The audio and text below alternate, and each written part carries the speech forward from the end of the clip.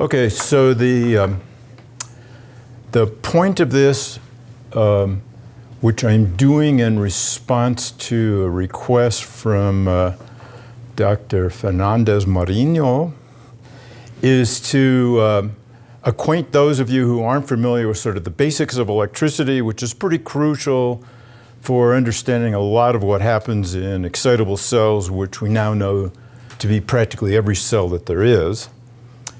And along the way, what I want to do is use analogies as much as possible, because I think that that really makes it easier to understand what's going on.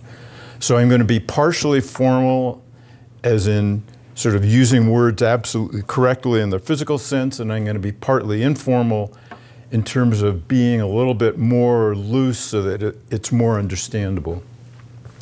So in order to understand electricity, the first thing is to define the basic concepts. One of the basic concepts is voltage. So voltage represents a difference in potential energy, and potential energy is something that has the ability to do work on a something.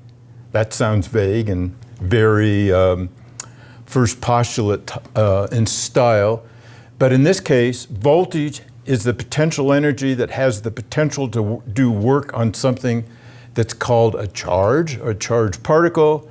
Work means applying force through distance. So voltage is the potential to move charges. That's doing work on the charge. So how are voltages made? So I've said here that a voltage difference is produced by the separation of charge. And I'm going to actually add one more thing at the end because it's going to be important. Voltages can also be produced by changing magnetic fields, which mostly doesn't matter for cellular electricity, but it does matter for making low noise circuits that we care about when we want to detect small signals. So I'll come back to that. So necessarily, voltage is always defined as the difference between 2 points, and that's going to be pretty crucial later on when we try to understand things like grounding. So in the case of cells, the voltage is defined as the difference between the inside of the cell and the outside of the cell. So just for convenience, we define the outside of the cell as being 0. That, if you want to put it another way, would mean that the extracellular solution outside of the cell is ground with respect to the cell. So ground is a reference point. Ground isn't something absolute. We typically think of ground as something like an iron pipe or some other kind of pipe banged into the earth, but the voltage in the earth differs from one place to another place. So it's important to recognize that ground is no absolute thing. So I said above that voltage represents a difference in potential energy. Here I've shown a voltage. So delta V means that voltage is higher on the left and lower on the right. I said that it could be made by a separation of charges. So let's say these plus and minus charges were stuck together somehow, and then I separated them. So now the big plus charge is there and the little minus charge is there. So that would have the ability then to move this teensy plus charge from the left over to the right. So that's what I mean by voltage, is the potential to do work on a charge. Work is force through distance. So let's talk about some analogies. The first and most obvious analogy is a hill. So if you have a ball at the top of the hill, that can be said to have the hill itself can represent a difference in gravitational potential energy. So that's the hill all by itself. How much work it can do has to do with the mass of the ball at the top of the hill. How much work this voltage difference can potentially do has to do with the size of this charge. In the case of the hill, this potential energy difference is produced by a separation of mass. So a ball sitting at the top of the hill is a mass that was separated from the mass of the Earth when we brought it up to the top of the hill. That's where the potential energy comes from for the ball at the top of the hill. So Here is something that I'm going to be repeating over and over again, which is that potential energies always are differences between two places. So you could say that the top of the hill has higher gravitational potential energy than the bottom of the hill, but it's equally okay to say that the bottom of the hill has lower gravitational potential energy than the top of the hill. And the sort of the most obvious analogy is if you're standing on the north rim of the Black Canyon of the Gunnison, something that I highly recommend to all of you. How many have been to, the north rim is actually the best part because you see the hallucinogen wall and it's like, so this is a standard feature of my lecturing style. So when you come in from the north, the south side is where most people go. If you come in from the north, you're on this sort of rolling sagebrush land. And you can't believe that there's any canyon that's coming along. And you're going along and you're going along. And then eventually you see a little teensy bit of black rock off in the distance. And then you get closer and closer and you're maybe, I don't know, 200 yards from the edge of the Black Canyon. And then you can get out of your car and you can walk a little ways. And then you're on a slab of rock and then there's a railing. And if you look over the railing, it's about 2,500 feet straight down. It's very awesome. It's better than the South Rim by far. However, coming back to the point at hand, my gravitational potential energy is higher than the bottom, but also my potential energy, the potential energy of the bottom is lower with respect to the top. The difference in potential energy is all that ever really matters, right? So we think of mountains as being higher than the top of the base, and we think of valleys as being the bottom is lower than the top of the valley, but the potential energy difference is always the same. Okay, analogy number 2 is pressure. And there we go. And pressure is good because pressure somehow is most easily sort of analogized to voltage. So pressure is actually force per area, but pressures, just like voltages, are always relative. So it's equally correct to say that if the pressure at 1 is higher than the pressure at 2, then the pressure difference is a positive pressure difference, 1 with respect to 2. That is delta P equals P1 minus P2. That's going to be a positive number. But in terms of fluid inside of the straw, it could be a smoothie or a milkshake or whatever you want. The fluid inside of the straw isn't going to know the difference between your blowing at P1, so that would be something that the bratty brother would do to the little sister like that. Or if you were actually using the straw for its intended purpose, which is plugging up turtle nostrils or sucking up smoothie or whatever it is. So in terms of the fluid inside of the straw doesn't know the difference between increased pressure at P1 with respect to atmospheric, which is typically what we use for pressure, or lower pressure with respect to atmospheric at P2. So that's just another sort of re-emphasis of that whole point. Pressures, voltages, potential energies, they're all differences. So then the next thing that we have to talk about is current. So current is going to be pretty easy, but it has one small complication, which since I'm not giving this course anymore, I don't get to torture you with it, but I used to in exam questions. So I would talk about chloride channels, and it was fun. But we'll come to it in just a minute. Okay, so current is defined as the movement of charge from one place to another place. So the current is how much charge is transferring from 1 to 2 as a function of time. So a small amount of charge moving quickly makes a big current, or a big amount of charge moving slowly makes a big current. So dq dt is just a fancy way of writing how much charge is moving. So in the case of current, we have to define a direction. So we say then that a positive current flowing from 1 to 2 is produced by a positive charge. So sometimes I use Z for charge. Z is something that you'll see also as the valence of ions. So in this case, I use plus Z as a positive charge. So a positive charge moving from 1 to 2 produces a positive current, or is defined as a positive current moving from 1 to 2.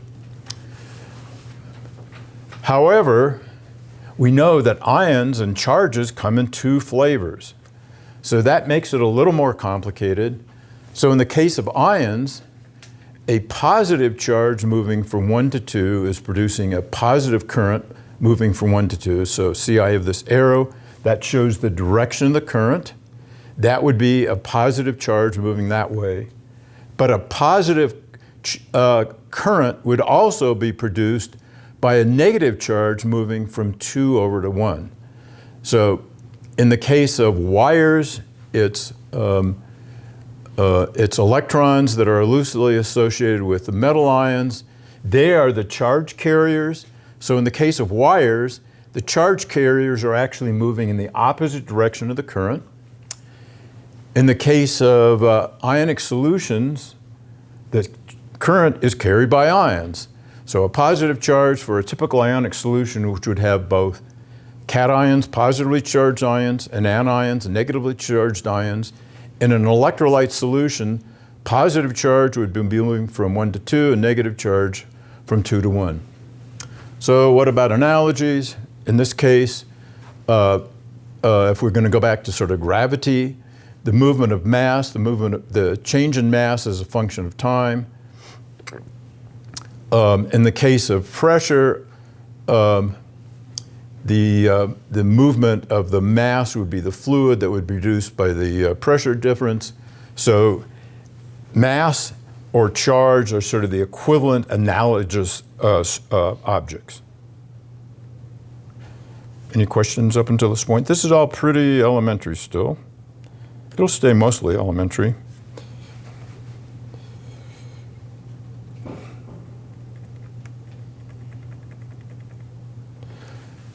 Resistance. Resistance is still pretty easy to deal with. So I've defined resistance as a measurement of the hindrance or the prevention or the difficulty for current to flow. It's defined by Ohm's law. Everybody knows Ohm's law. Ohm's law is that the resistance is defined as the voltage divided by the current. So when I encounter equations, the first thing I always do with an equation is I say, does the equation make sense to me? So if we just put this in sort of everyday terms, if it took a giant voltage to make a certain amount of current flow, would that be a big resistance? Yes. And so does the equation make sense? The resistance is equal to voltage over current. So if it takes a big voltage to make that current flow, that's a big resistance. And conversely, if it only takes a little voltage to make that same amount of current flow, that's a small resistance. So when you see equations, make sure that they reduce to something that kind of makes sense to you. So it kind of goes in both directions. You commit the equation to memory because your betters have told you that that's the truth. And then you just use it enough until you become familiar with it. And then I have a kind of an old saying that I use myself, which is eventually familiarity disguises itself as intuition. So you're so familiar with it, you start thinking you intuit it. So like Laplace transforms fit into that category. I use Laplace transforms all the time to solve equations. I use complex frequency, S or J omega, as a way of writing down impedances. After a while, you just use them so much, they start making sense. But just the ones that you know are right, just make sure that you always trust those equations first, because as I say, you've been told they're correct, so they must be right. So we typically, instead of resistance, we use the reciprocal, which is conductance. Sometimes I write it as big G, and sometimes I write it as little g. So slightly changing nomenclature during the course of a lecture. This was something that I was taught when I was a physics student. So we would go through a whole class, and it would be, I don't know, something like Maxwell's equations. And we'd reach the end of the lecture, and the prof would say, I think I made an error sign somewhere along the way. You'll have to figure out where it was. So by being continuously changing, so I should tell this not to sleep, by continuously changing nomenclature a little bit, it's just to keep you on your toes. Okay, so conductance is a useful term, and the reason it's a useful term is that it turns out it's going to be useful to define ion channels in terms of their conductance. Conductance is just the reciprocal of resistance. So a small resistance is a big conductance. When lots and lots of ion channels open, that's a big ion conductance. So conductance is a useful term. So what about resistance? So if we, in this case, think about, we can say these are straws, or we can just say that these are made out of some resistive material like carbon. So if we don't change the cross-sectional area of this resistance stuff, but just make it longer, it's going to make it more difficult for current to flow because it's being resisted all the way along. So resistance increases with increasing length. Resistance decreases with increasing diameter. And here's where the pressure analogy is especially useful, because then you're going to easily intuit that blowing something through a very long straw is more difficult than blowing something through a short straw. If you don't believe me, you could just go like that, or then take a really long straw. It's harder to do. And of course, a big straw is easier to move fluid through than a small straw. So, as I've already alluded to, pressure forcing the flow of air or liquid through a straw is a good analogy.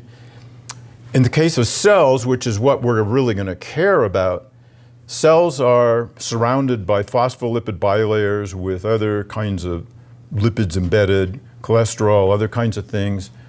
Those are kind of greasy. Ions don't like going through them, so cell membranes in and of themselves are very good resistors. They do not like letting ions go across them.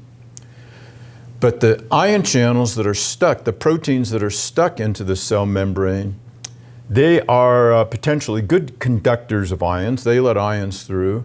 So the number of ion channels that are open determines the conductance for the particular ion across the cell membrane. So the conductance for a particular ion is determined by the number of ion channels that are open and the resistance or conductance of each individual channel. This is why we like to use conductance, because if I have one channel open and it has a conductance of, typically you call that gamma for one channel. Then if I have 10 of them open, the conductance goes up tenfold. So it's really easy to think in terms of conductance. Okay, so now we come to something that is more perplexing for most people. So it's more fun for me. Perplexing is good. So capacitors. So capacitors are anything that can store separated charges. So basically, any insulator that's separating two conductors is a capacitor. So a simple kind of capacitor is just two metal plates separated by air. Or another kind of a capacitor is two electrolyte solutions. So electrolyte solutions. So what's your extracellular fluid? Like your plasma and your blood and the stuff around, say, your cells. What would you call that? So this is something else. This is using the Socratic method of teaching, and I've learned through the years that Socrates either had to answer his own questions or take hemlock. So I'm going to answer this question. Your extracellular fluid has some protein in it, but it's predominantly an electrolyte solution. Your intracellular solution is an electrolyte solution. What did I just say about the membrane around a cell? It's an insulator. So cells are basically capacitors because they can separate charges. I haven't said what might cause those charges to be separated, but that's what capacitors can do. So in electrical circuits, we typically represent capacitors as two lines going horizontally and then two vertical lines. And if you're not used to that nomenclature, it looks extremely arbitrary. But if you've drawn enough circuits, that immediately looks like a capacitor. So if for some reason there's plus Q on the left side and minus Q on the left side, and this capacitor isn't connected to anything, those charges are going to just stay stuck there. The minus Q charge, it can't go anywhere because it's being held in place by the plus Q charge and vice versa. That's why a capacitor is said to be something that can store charges. Now, what did we say earlier in the very beginning part of this lecture? What happens when you separate charges? What thingy does that make? It makes a voltage, yes, very good. Socrates is happy. So when you separate charges across a capacitor, then there's got to be a voltage difference across a capacitor. When you separate charges across a cell, there has to be a voltage difference across the cell. So because charge is separated across a capacitor, there's voltage across it, and a capacitor, I should have told my computer not to go to sleep. So capacitance is a measurement of how much charge you can store for a given voltage, or how much voltage you can produce for a given charge. So the capacitance, in this case, I've defined it as capacitance is how much charge you can store for a given voltage. So for a giant capacitance, a given voltage takes a lot of charge. For a teensy capacitance, it doesn't take very much charge to make that same voltage. So in the case of cell membranes, the capacitance is a surrogate for what the area is of the cell. And the reason is that phospholipid bilayers, because of their thickness, have a capacitance that is about 1 microfarad per square centimeter. So another thing that's useful when you're doing anything with equations is to think a bit about the units. So if I said a cell had a capacitance, now you have to think of these equations in your head. If I told you a cell had a capacitance of 1 microfarad per square centimeter, would a small cell or a large cell have a bigger capacitance? A big cell has a bigger capacitance. A big cell has a bigger capacitance, and there's another way to do it. I said it's microfarads.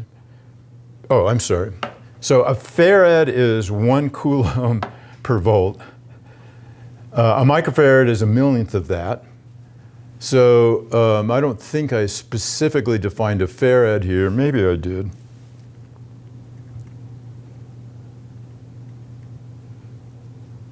Yeah, no. Okay. So write that on your handouts. So 1 farad, farad is a measurement of capacitance, is 1 coulomb, which is Avogadro's number of charges divided by 1 volt. So cells have 1 microfarad per square centimeter, and I said big cell, small cell. So units really help you out. If centimeters is in the basement, and you want to know what the capacitance is, you know you're going to have to multiply by something that makes the centimeters squared in the basement go away. It's called dimensional analysis. It's pretty cool. You can actually use it, for example, to figure out what the formula is for the period of a pendulum swinging back and forth without knowing any physics. So in this case, in order to make centimeters squared go away, I'm going to have to multiply by centimeters squared. Centimeters squared is, ta-da, area. So that's another way of knowing that with bigger area, you're going to have a bigger capacitance. And so undoubtedly, this is kind of annoying the way I keep doing this, but the idea is I want to reinforce, use the equations, but also make sure that the equations are doing the right thing. When you're doing any complicated calculation, you always want to know that the units are working out right. So another sort of a specific example, if you have an exponential, a number raised to a power, that power has to have no dimensions. It's dimensionless. So whatever you get has to have no dimensions.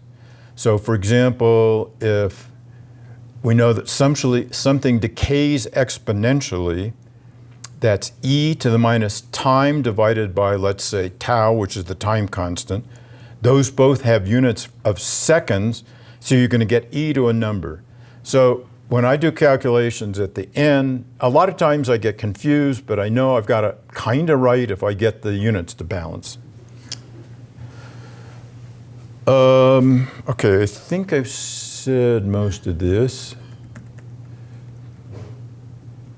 Okay, so now what's an analogy? An analogy is inflating a balloon.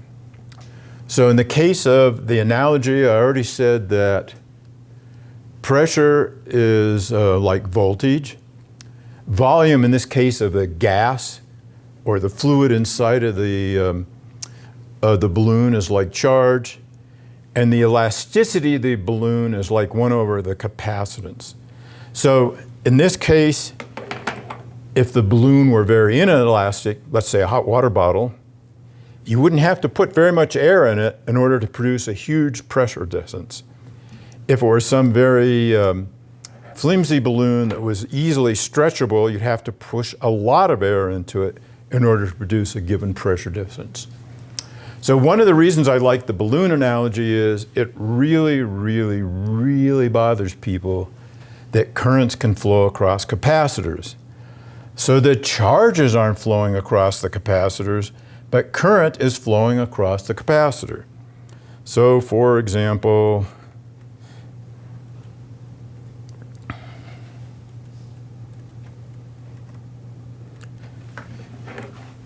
if somehow magically I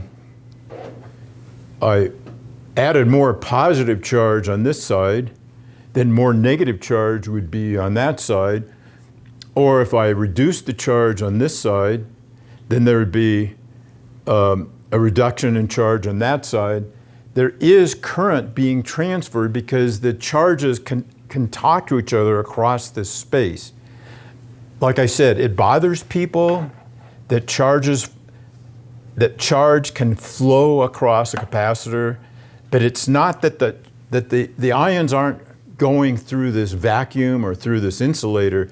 It's just the property of the capacitor, and a balloon is useful because when I blow air into a balloon, unless somebody pokes a pinhole into it, the air isn't moving across the balloon. Nonetheless, it's particularly obvious. So if I have the balloon in a enclosed chamber with a little wall on it, so the top of the chamber is closed, I just have the neck of the balloon that's sticking out of the top, and then there's a little wall with a rubber diaphragm. For sure, when I blow air into the balloon, the diaphragm is going to move out. So that means air went into the balloon, it went out into the space. That's exactly the same analogy for charges flowing across capacitors. So from now on, it's not going to bother you at all when you know that charges flow across capacitors.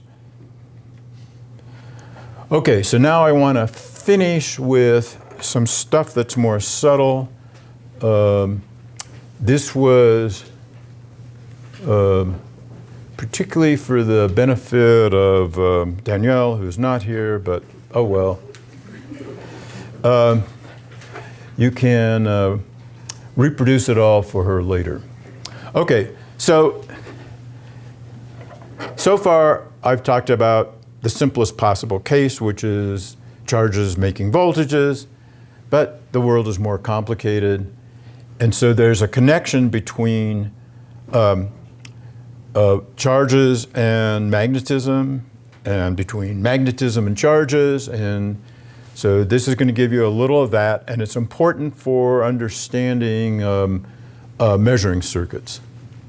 So if current is flowing along, so that's what this dotted line is, it's generating a magnetic field around the moving charges. Moving charges produce magnetic fields. In this case, the magnetic field is circling around the wire. You can also use this rule. So if my thumb is the direction of the current and I curl my fingers around, that shows the magnetic field with respect to the current. So positive current flowing from left to right produces current flowing around in this direction like that. So it's going to be like this. So that's important to know. That's how transformers work. So transformers are wraps of wire around something that easily produces magnetism, or can easily be magnetized, like iron. So current flowing through wires wrapped around iron generates a magnetic dipole in the iron. The other thing that happens, which is kind of more mysterious and more annoying, but is important for understanding grounding problems,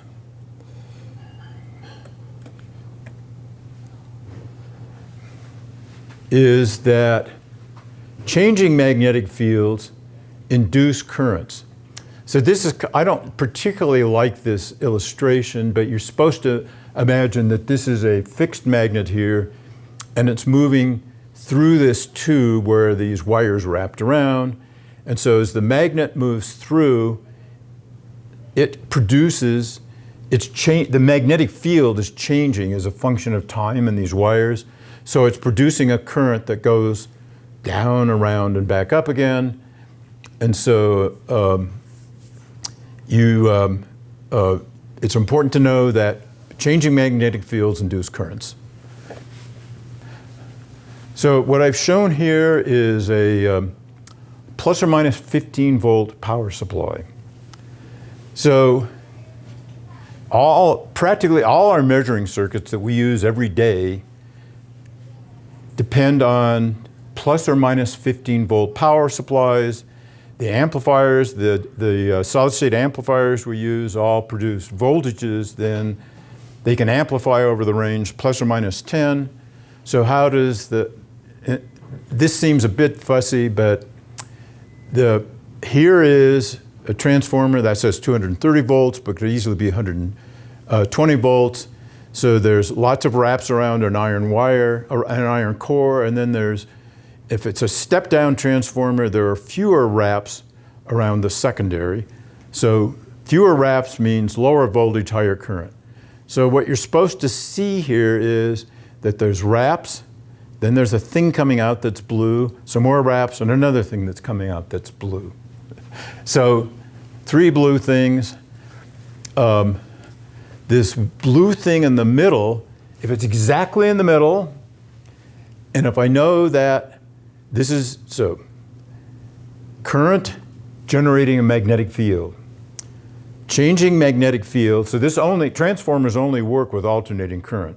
Steady currents will produce a magnet, but steady magnetic fields will not produce a current. It has to be a changing magnetic field. So this says AC, so then we're getting a smaller voltage out that's also AC. And if I suppose that I put this blue wire exactly in the middle between those two wires, what do you think the voltage would be? And let's say the voltage drop from here to here is X. What do you think the voltage drop is between here and there? If it's exactly in the middle, what's the middle? Half. So that's going to be X over 2.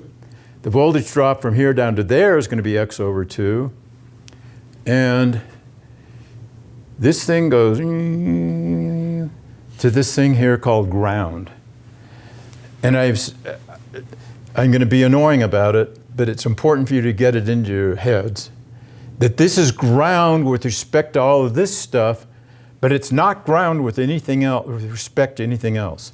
So any amplifiers or anything like that make use of this as their reference point, but it's not the same as the earth, it's not the same as the outside of the cell. You have to connect that to something in order for the voltages to make any difference. That's crucial.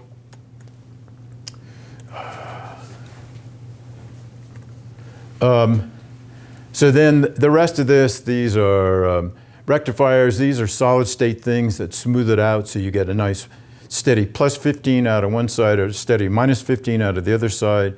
But all the amplifiers then are producing their voltages with respect to their local ground. And we tend to define ground locally all the time.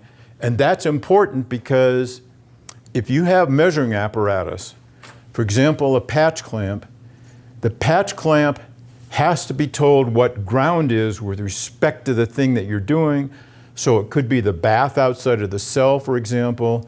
So important to know that ground isn't some absolute thing that's the same everywhere. You have to keep track of what the different, quote, grounds or references are. So this is the final point, and it's subtle, but I wanted to mention it briefly because it's part of what causes headaches for getting rid of noise in our circuits. So this elaborate diagram that I assembled from images from the net. So the dotted line, that's your cage. So it's a thing called a Faraday cage. So because it's isopotential, it means that there shouldn't be any voltage differences in the cage. Although typically the cages, it depends on what they're made out of. They do have some resistance, so they're not going to be absolutely isopotential. So we don't want the cage, we want the cage to be kind of close to the same voltage as the dish up here. We know that we ran the dish to the ground of our measuring apparatus, but if the voltage up here where we have our little pipette coming down is for some reason it's picking up some signal that's different than ground, that's going to get amplified. We don't want that. So one way we can get rid of that is by grounding the cage. But we also want to typically ground other things because the electrical connection, say, between the microscope stage and the cage isn't that good, so there's going to be resistance between the two of them. So here I've shown that I've grounded the microscope.